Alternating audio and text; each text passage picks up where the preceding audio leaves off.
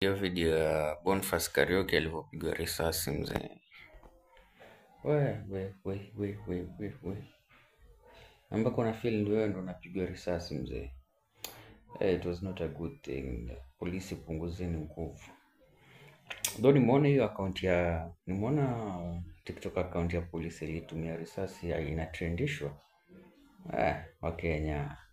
Picha zake kila kitu inatrendishwa. Yaani huwezi fanya kitu hapa Kenya na kusajulikana yani.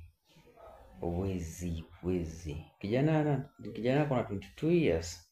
Anajitafutia anauza barakoa, nyinyi mnapiga risasi. What the hell are you thinking? Tena ya kichwa. Lakini wanasema ni rubber bullets.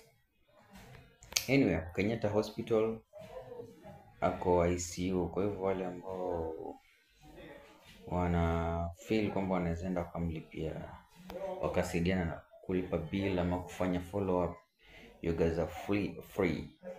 On 25th June nasikia tena kuna maandamano mengine and turn up inafaa iwe vile vile ya Albert Ojwang.